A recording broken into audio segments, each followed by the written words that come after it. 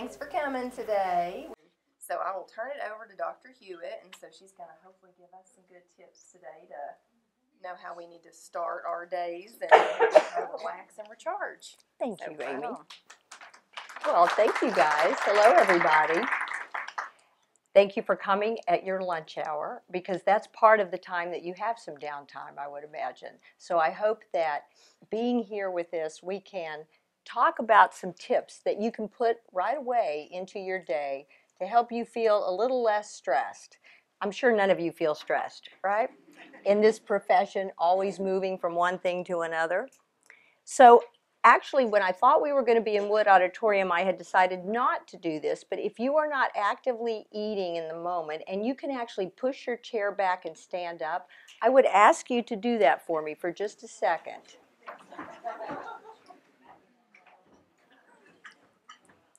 And if you don't have enough room around you because people are next to you, then just try and, if you would, I want you to very slowly, with thought, bring your arms up in front of you like this while you inhale.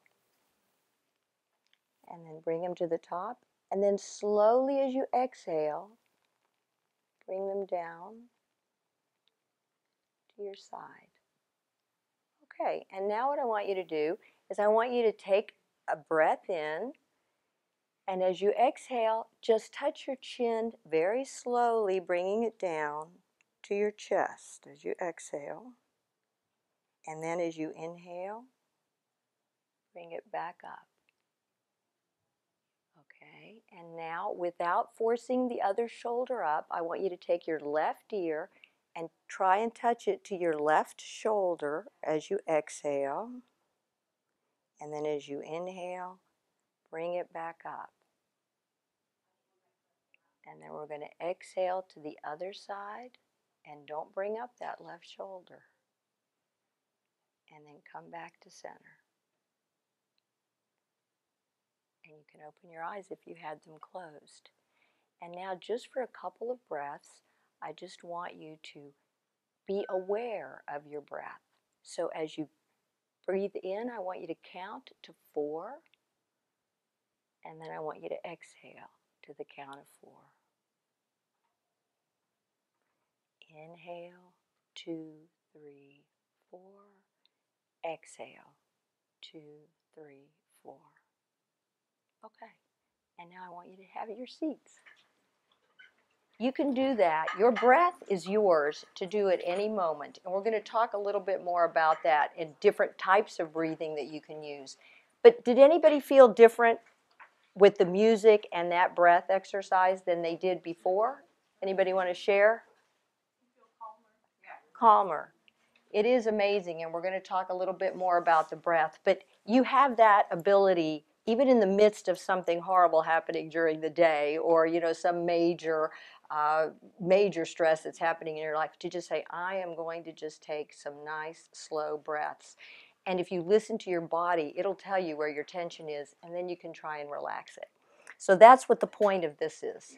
And there's yoga, which is a mindful meditation, but you don't have to always be doing yoga. You can do this yourself. You can even do it in your chair. You don't even have to have other people aware of what you're doing. That's your control of your breath. The other thing I was going to mention is, since you're all eating lunch here, we have the opportunity to be mindful all during the day. And I'm going to talk a little bit about mindfulness in just a second. But most of the time, I feel like I'm inhaling my food. I don't know about you guys, but it's like, oh, I don't have time. I only have 5 minutes or 10 minutes, and I'm just gobbling it up so I can go on to the next task. It's actually not good for your digestion to do that. It would be really nice if we have a few moments, and I was going to do a mindful eating exercise, but I decided maybe we'll just wait on that because everybody's pretty much finished. But really think about what you're eating. Look at your food. Look at it before you put it in your mouth. Think about, where did this come from? How many hands had to have been involved to actually have arrived at my home for me to have made whatever you're eating, a sandwich or soup or stew? And then as you take that first bite, instead of just chewing it up and swallowing it without thinking about it, actually allow yourself to taste it, move it around on your tongue, and swallow it slowly. and really be thinking about how that food tastes and how it feels as it's going down. It is amazing how it changes your ability to feel less stressed in that moment. And it also does really aid in your digestion. So I would encourage you, whenever you have a moment, try and at least sit when you're eating. I half the time I'm standing. That's not probably a good thing. Give yourself a moment or two to just sit down and actually enjoy it. And if you share something with somebody, it's really easy to do it with a nice piece of dark chocolate, where you could just put it on your tongue and you just let it dissolve, right? Instead of chomping it up and then it's done. There are times where I finished eating and I think, did I eat that? Did I already eat my apple? And I had, and I didn't even remember it. So I would also encourage you just to do that during the day. And even if you have conferences at noon, try and be aware of what you're eating in that moment, other than just trying to inhale it down. But this is a good book, and there are several on mindful eating as well. So really the key to all of this is being here with us in this moment right now. Right? And I'm going to explain what mindfulness is. But if you take a deep breath and you ask yourself, what could be more important than what I'm doing right now? And if you have something that you think could be a catastrophe that might occur in the next 5 minutes, then you need to go take care of it. Seriously. Then don't be here, because this isn't where you need to be. But if you can actually say to yourself, nothing major, catastrophic is going to happen for me in the next 10 to 15 minutes, then say, you know what, then I can just sit here and not worry about that. It'll be there when you get there. It will always be there. Believe me, it's not going anywhere, right? You know that. And you'll probably be catching up with something that you left undone. But that's okay. So really the most important thing is to say, I'm here now and I'm going to enjoy this moment in this present moment. And then you don't have to worry about other things for now. And that also decreases your blood pressure, decreases your heart rate, and gets you off of that hypervigilant sympathetic discharge we have got going all the time. Looking at our emails, looking at our phones, who texted me, who did this, who did that. We have the opportunity and we have the privilege of not having to respond to everything immediately. I think in our society now, we think that we have to be instantaneously answering everybody. You know what? You can just tell people, if it's not a true emergency, there might be some time that I don't answer you right away. And then you can define what a true emergency is for everybody. All right, so what is mindfulness? Okay, and Jon Kabat-Zinn, any of you heard of him? He was the gentleman that brought from Eastern philosophy the whole concept of mindfulness to the West. And he was at Harvard, and he started this whole thing called mindfulness-based stress reduction. But really the most important things are 4 things that I want you to remember about what is mindfulness. And I really like to say, is your mind full? Because it's really what most of us are doing all day long, is just thinking about and ruminating about all these things that are in our heads. Or are you being mindful? And so the 4 things are, he talks about awareness. We really need to pay attention. Our brains are structured that we make judgments about people, seriously, in 30 milliseconds. Did you know that? That's how quickly we see somebody's face and decide if they're friend or foe. Now, are we correct? Probably not. But nothing has changed from Neanderthal man to now in terms of the structure of our brain, and it was made for survival. But we do have the capacity to train our brain to be different, okay? And instead of defaulting always into the limbic system, which is that flight-fright, right? Amygdala, drama, oh, I'm upset or I'm angry or whatever, we have the ability to retrain the brain to go into those parts of the brain that are more about rationality, more about thought. So we want to be attending and not judging and interpreting so quickly. So that's the first thing. So pay attention, be aware. I would ask you guys, I ask this of other people, if I asked you to draw the palm of your hand, could you do it? Seriously. I mean, could you draw the lines? Could you draw? No. How many years have you lived with the palm of your hand? Everybody's different, but we do not look at ourselves even. We do not pay attention to small things. Sometimes when you are stressed out, if you would just say, I am going to take this opportunity to be curious about something. For instance, I have never looked up in my exam rooms to look at how many lights there are in there, to how many panels there are. Those things help focus the brain, and they also help you lower stress.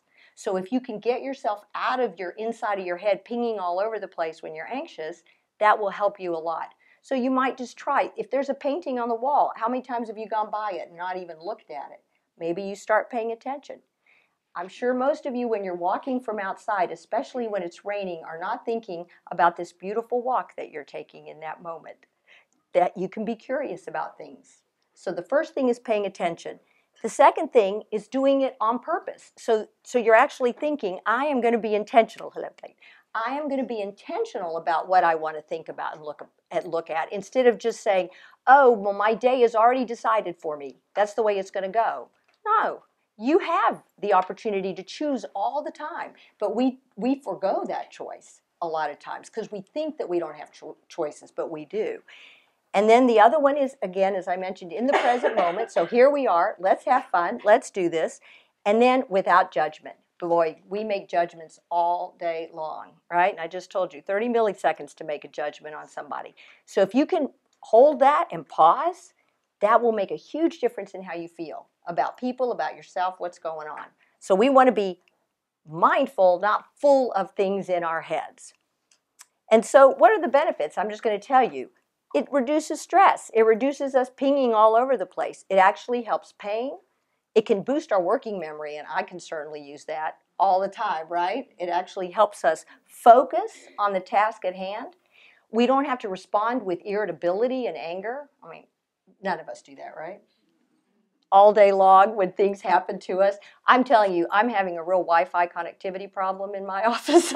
And some of you may know that, but oh my gosh, there are moments where I just want to scream because here I am putting stuff in and bam, the EMR goes off. And so I have to say to myself, take a deep breath.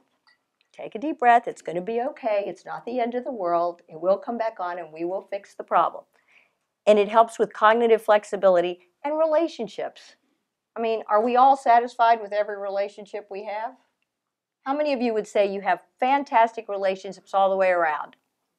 Never have a problem? Nobody, right? So this is what's the most important thing about life, in my opinion, is how we manage and how we connect and how we are with people. So the more that we can decrease our reactivity to things, it doesn't mean you can't get angry. It doesn't mean you can't get irritated. It means, what am I going to do when that happens, when I feel that? And so again, if you can be in the moment, if you can take that breath, if you can pause between your reaction and what's happening, you will be a lot less stressed and a lot happier. All right, so I want to start off with, how do you start your day? How many of you use your phone for your alarm? Yeah. I am going to suggest to you that you stop doing that. I'm going to suggest that you actually take your phone and you move it out of your bedroom and you charge it somewhere else. Because our tendency is, when we look at our phone in the morning with that alarm, is to start looking at the emails, start looking at the text. Is that not true? Do you kind of pick it up? Not all of you, but some of you. That's not a good way to start your day. The way you start your day is pretty much the way the whole day is going to go.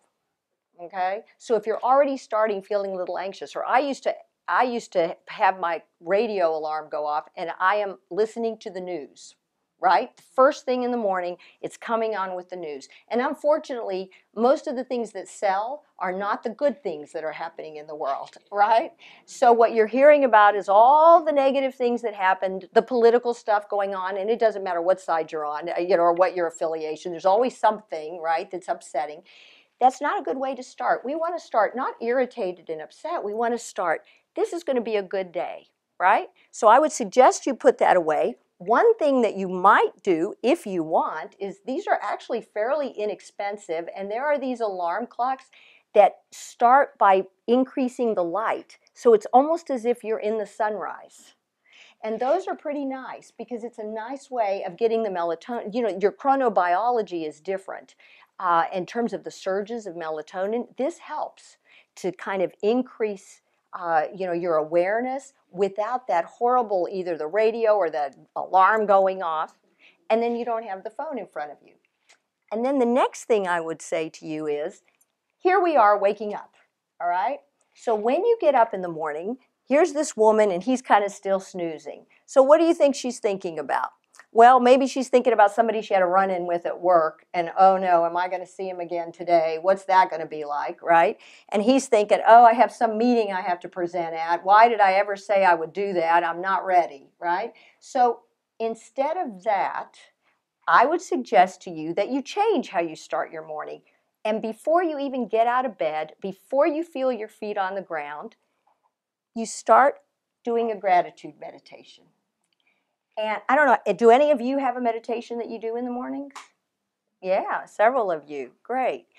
You can continue whatever meditation you do, but I would suggest to you this gratitude meditation basically says that we want you to think about 5 people that you are grateful for.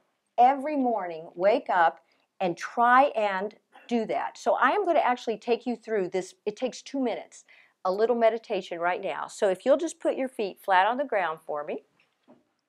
Okay, for those of you who want to close your eyes, please feel free to close your eyes. Otherwise, those of you who don't, you can just look kind of in front of you. Think of a person that you love that is very helpful for you and that you are so glad they're in your life. And I want you to think of the first time that you remember seeing that person. And now look at them and look at their eyes. And then I want you to send your silent gratitude to them for being part of your life. Now think of a second person that you feel is very helpful to you. It can be a family member, it can be a friend, a coworker. And this time, I want you to see them smile at you.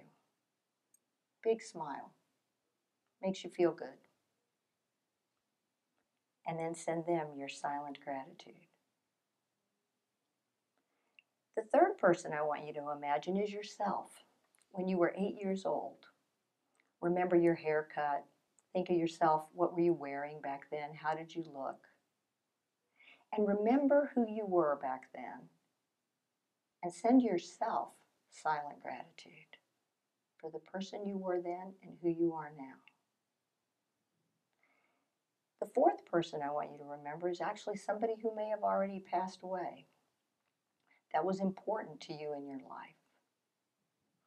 And I want you to see them when they were at their fullest. A day when you were having a great time with that person. Give them a virtual hug. And then send them your silent gratitude.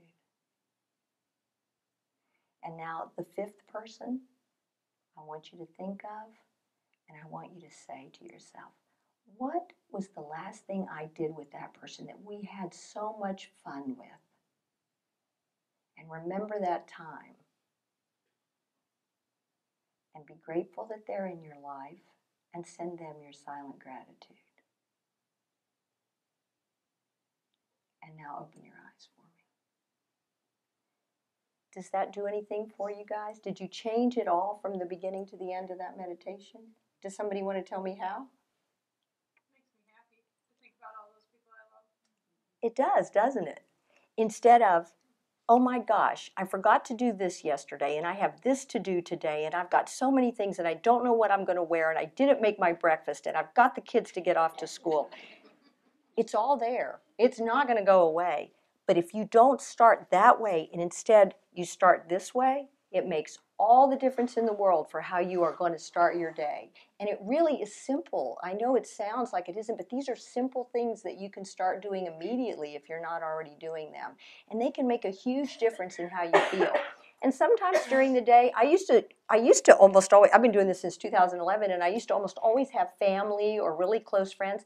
Shoot, now it's all kinds of people that I may only run into occasionally, but I realize how important they are in my work or in my life, and it's just hugely expanded. And it's a wonderful thing because you start thinking of all the people that without whom you would not be able to do what you do. And it becomes really nice. You realize you have this tribe of people that are huge. And I think sometimes we don't realize that either, the kind of support we have. And it really does make you feel better. So that would be really important to keep that up. And then the other thing, and I mentioned in that little blurb that I talked about what this is about, is kindness. Okay? Because in the end, I think all the research that's being done now is going to end up saying that kindness is going to be the most important thing that we can do for ourselves, is to be kind to one another. And when we see somebody, a lot of times we're just seeing them with our eyes. So what I want you to remember is, no matter what somebody looks like, even if they look like they're really happy, and they may be in that moment, we all have one thing in common. What do you think that is? Guess, anybody? We all have suffering and adversity. There is no way you are a human being without that, right? We all share that. Don't forget that, and remember that. And when you're looking at somebody, look at them with your heart, not just with your eyes.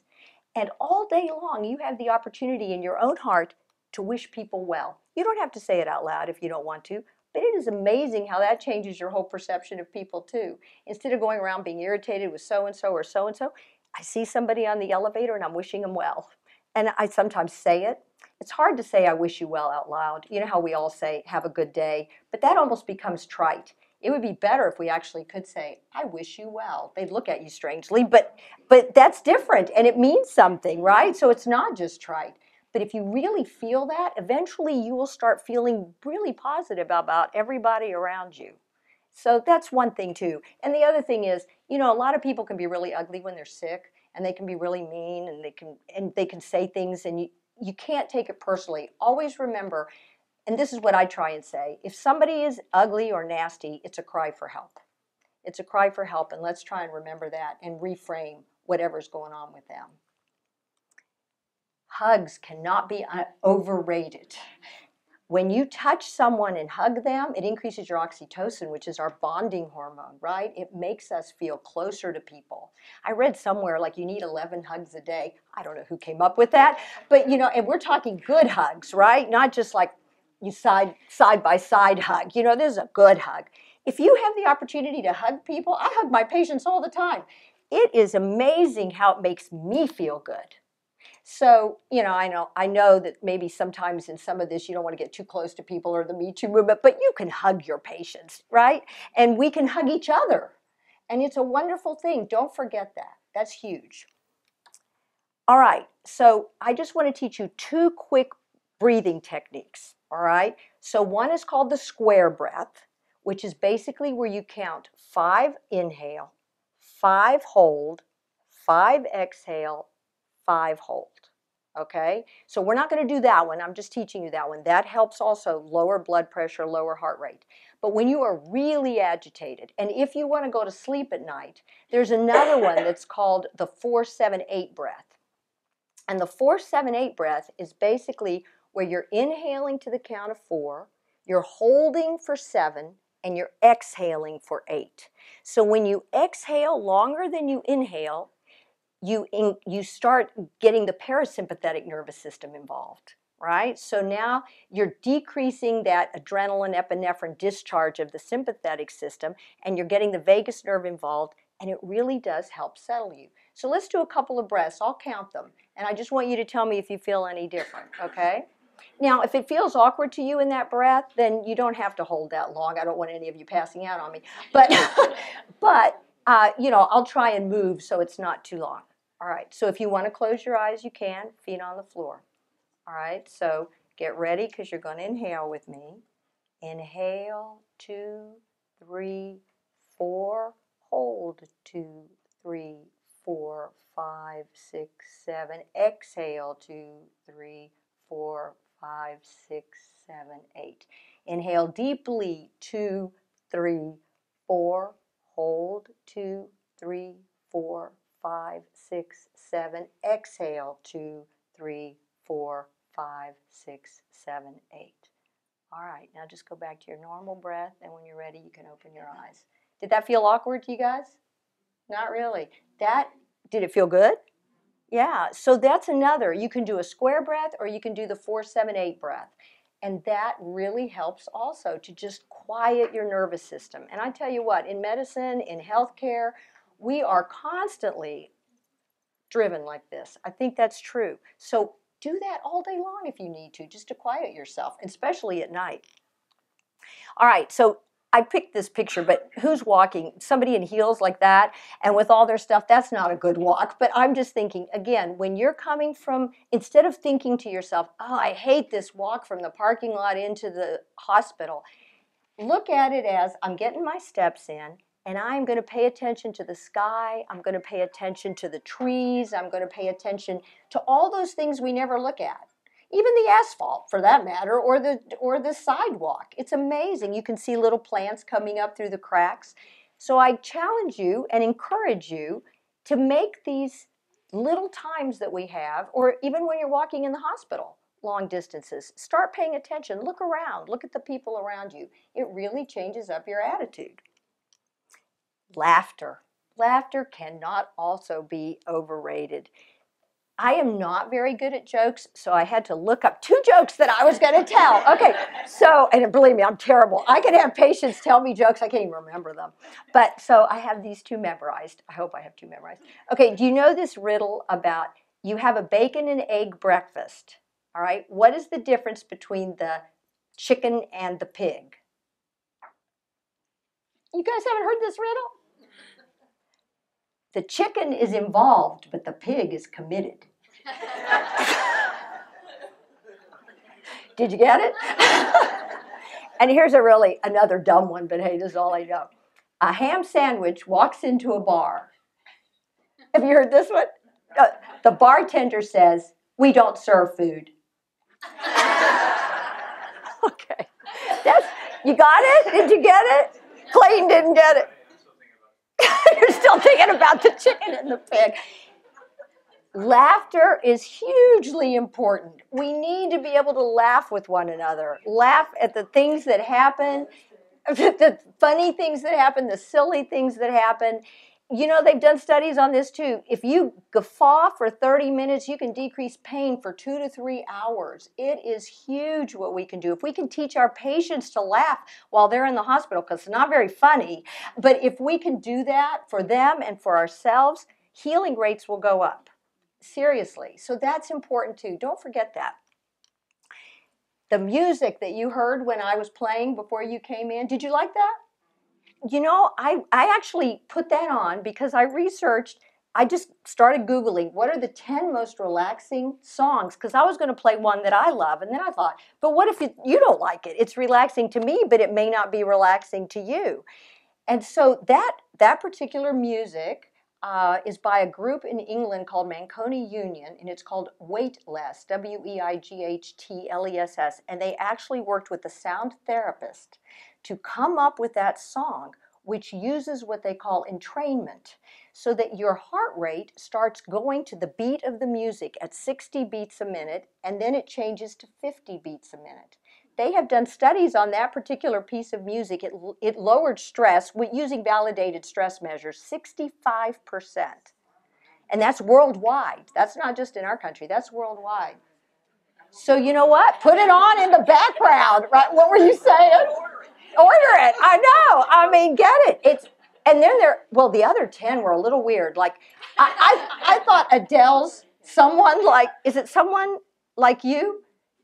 I mean, I love the song, but it's a torch song. In fact, I mean, I thought, how is that a relaxing song? But, you know, there were other good ones. Enya has one on there, and Electra. But, you know, music is huge. So if you're feeling like, I am like ready to explode, have on your phone or in your office something that you can play, some music that will ground you again, right? Something that really speaks to you, to your heart, that makes you happy. I just went to a funeral that was a beautiful funeral, and I heard a song that I had never heard. I guess most of you may have heard it. It's actually it's Psalm 23, but put into music, and it was "Shepherd Me, O God." And it's in a minor key, so it makes me very sad, but, you know, because minor keys really hit your emotions. It is one of the most beautiful songs I have ever heard, and it was sung by the daughter of the person that had died. I'm going to start saying transformed in energy. I like that better. But and it was so haunting and beautiful. So again, you can find those things for yourself. Have them readily available to you when you need them. Essential oils. Odor, smell is huge too. And lavender is a really good one for stress, you know? So if you have a little essential oil there at your desk. You can put some on your wrist. You can put a little bit here, maybe on the back of your neck. And it doesn't have to offend anyone else. You don't need a lot. You can smell it. They don't have to smell it, right? And that really helps too. So I just wanted to throw that out too, because we have so many senses that we never even employ to try and help us decrease stress. So like the mindful eating is about taste, right? It's about texture. This is about smell, but it's also about touch. Hugs are touch, right? Music is hearing. You can employ every sense you have to get you to less stress. And we forget that. We forget that. So I think that I am close to the end of my time. And what I really wanted to say here is the most important thing that I think we can do for ourselves is live with intention. I cannot tell you, I think, how many years I spent actually kind of living by default, I think, more than by intention. We can choose what we want to do. We can choose how we want to be. And that's when I'm talking about training the brain. You can actually make those pathways. Instead of defaulting to the limbic system, in case you want to know, the three major ones for thought are going to be the dorsolateral prefrontal cortex, the anterior cingulate cortex, and the orbitomedial frontal cortex. So those three are, if you do functional MRIs, especially on meditators, but on people who have the least stress and have the least emotional reactivity, say to sad movies, they've actually done these studies, and you will see those parts of the brain light up. And in a lot of like the Dalai Lama, a lot of the people that are Buddhist monks, they have much larger portions of their brain in those areas. The more you do it, if you can practice these things every day, the better you get at it. And the more you can call on them. And in our society, people say, well, I pray. Prayer is a form of meditation. If you do that, then by all means, continue to do that. But you have to do it every day, right? Otherwise, you can't call on it when you're most stressed. It doesn't work. You kind of don't remember what it is that you're supposed to be doing. So I'm talking about walking to the edge, listening, attention, listening more than talking, practicing wellness. Playing, we don't play enough, laugh, choose with no regret, always be learning, appreciate your friends. Because I think sometimes I feel like I am not a very good friend and I need to be more intentional about making sure that I am actually reaching out to my friends. Do what you love, figure that out. Maybe that's part of what a lot of times we feel like we're trapped. Maybe you can figure it out and change it up and live as if that's all there is. Because guess what? This isn't a dress rehearsal. Every day that goes by, it's gone, right? That's all we have is what's in front of us. And we don't know how long we have. None of us know that. So let's make this moment, in this time, the best it can be by being here when we're in it, instead of thinking about, oh, what do I have to do this afternoon? What do I have to do next week? If we live in the past in our brains, we get depressed. If we live in the future in our brains, we get anxious. So why not live right now so that we can avoid those feelings? And a lot of times that's what happens. So that's why I put over here on the left, these are some of the values, the core values that if we express, I think we will stand a much better chance of living with intention. And so we already talked about mindfulness. We did a gratitude meditation, trying to reach out with kindness and compassion, including to ourselves, because most of the time we are not compassionate to ourselves the way we are with other people. We do a lot of negative self-talk. Acceptance of other people, having a purpose in our life and knowing what that is and trying to live with it. And then the hardest thing is forgiveness. And that's a whole nother conversation. Each one of those, we actually teach a class, and each one of those is a session for the class. So the last thing I leave you with is this beautiful rainbow that's over the water, and there is no reason why we cannot feel good in every moment that we have. That's in our capacity. We have to choose that, though. Even if things are going bad, you can be sad, things can be happening to you, but you can also feel grateful and glad that there are other things in life and people and friends, and that we're here and we have our breath. Thank you.